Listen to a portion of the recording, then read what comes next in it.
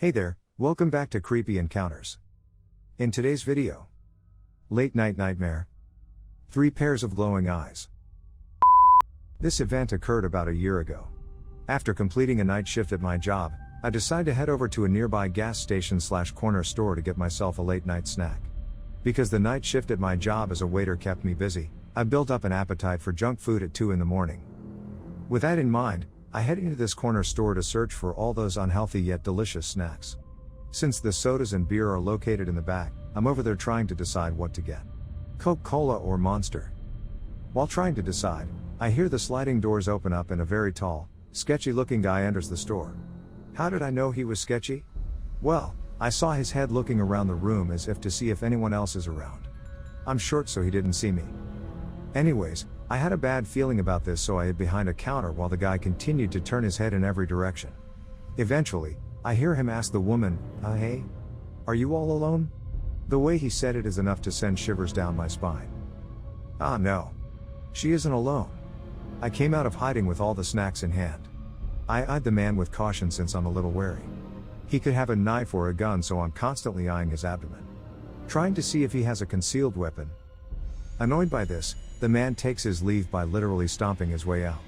Just in case he comes back, I stayed for about an hour to chat with the worker to help her calm down. We called the cops and they came to take our statements. A soul car stayed behind just in case. With that out of the way, I began to walk back home. On my walk towards my house, I hear the sounds of footsteps right behind me. It didn't take me too long to realize I'm being followed. Most people would pick up the pace or confront the person, but I took my time walking. Since I've taken martial arts, I've been taught to stay calm even during dire times. Besides, I can only act in case my life is being threatened by the assailant. The footsteps behind me are growing near as I hear the person picking up the pace. Knowing my life will be in danger, I quickly spin around to come face to face with the same guy who was at the corner store. Well, this guy practically lunged at me, so I sidestepped and nearly stumbled onto the floor. Now that I have a reason to act, I spin around the bag that contains the coke. With enough force and momentum, I hit the guy across the face with it. I didn't waste time to hit him again. The last shot is what knocked the guy out after being hit across the face with a very hard and heavy object. Without hesitation, I'll quickly run back to the safety of my home, locking myself in with a few weapons underneath my pillow. Next day, I go back to that same spot I fought against the guy and there's no one around. Since that night, I always make sure to leave the house with a weapon. I was 16 years old, home alone with my new puppy on 4th of July. My mom was only 16 years older than me, so she was out partying and I didn't expect her home that night. My boyfriend was supposed to stay over but had to unexpectedly work a double shift, and because of the nature of his job he couldn't just leave. Anyways, my house was at the end of a half-mile dirt road with many potholes and washboard bumps. Important later. It's a private drive with sparsely spaced homes mostly inhabited by family. In between my house and the next neighborhood, low-income housing, lies an empty lot. As a child, my cousins and I would explore this lot. We would find abandoned mattresses, evidence of homeless people's shelters, and paraphernalia of drug use. My cousins always found it exciting to explore this lot, but I always found it to be creepy. Back to 4th of July. I had spent the whole night in my living room watching movies with my windows open because it was an unusually hot night and we didn't have air conditioning. Periodically I would get the feeling of being watched, so eventually I closed the windows and curtains. My new puppy seemed unusually restless, which only added to my unease. Every time I took my puppy out to use the restroom, he would pace and would require a lot of coaxing to come back inside. Finally, around 3 a.m. I decided it was time to try to get some sleep. I still had a gnawing feeling in my gut that something was off, but I convinced myself that I was being paranoid. I armed the house alarm to stay, which meant only the window and door sensors would work if triggered, and not the indoor motion detector as I was inside. Again, because it was hot, most of the windows were cracked about 2 inches. The house alarm was set up to where you could arm the alarm with the windows cracked. I think I should mention that at 16 years old I was 89 pounds and 4 feet 11 inches. I had a tough childhood, so I was street smart and had great instincts. However, I was a child and looked like a child. So, there I am curled up in bed with my new puppy at my feet. I toss and turn, begging the Sandman to lull me to sleep, to no avail. Then it happens. My freaking house alarm starts to sound. I jump out of bed and my heart is racing. I feel my blood pumping through my body and rushing to my heart and head. My dog is barking and it's immediate chaos. The whole scenario is disorienting. Then to add to the insanity, the landline starts to ring and I assume it's the alarm company calling to check in. The only landline phone in the house is in my mom's room across the hallway.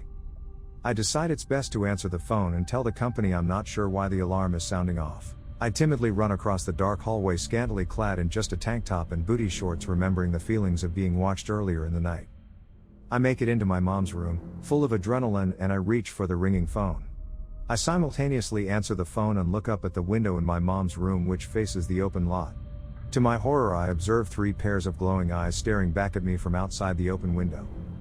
There were 3 men standing outside my house. The screen had been pried off and the window was wide open, which is what triggered the alarm. It was pitch dark outside, so the intricate details and subtleties of the men were lost to a wash of grays and blacks. All I could see was the glare from their eyes. I have yet to encounter so much evil, rage and psychopathy in one look as I did in that moment.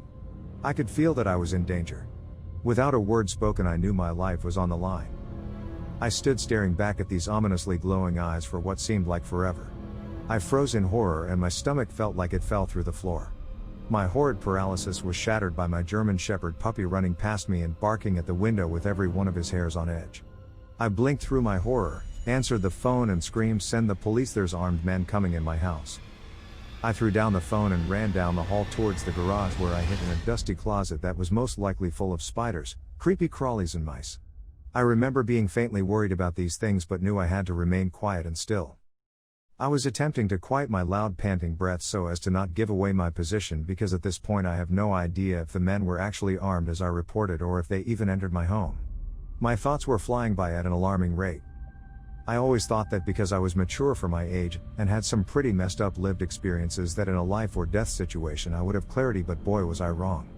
I was a shivering, chattering mess.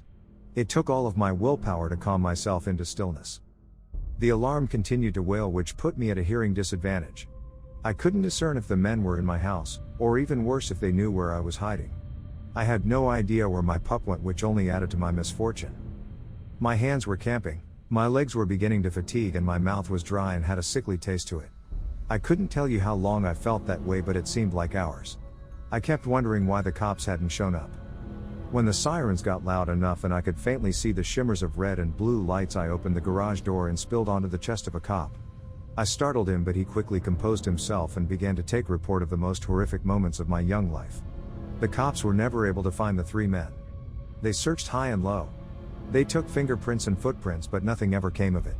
To their horror, in the empty lot behind my house on an old ragged mattress, the cops found duct tape, a knife and zip ties. This was all collected for evidence, but again nothing ever came to surface. My pup was safe in the backyard. Apparently he jumped out of the house after the men and most likely chased them off. I ended up staying with my boyfriend for a few weeks after that. To this day I still have PTSD from this experience. If I hadn't armed the alarm that night, I would be dead. I know that to my core. I hope you enjoyed the video. Please like and subscribe for more real life creepy encounters around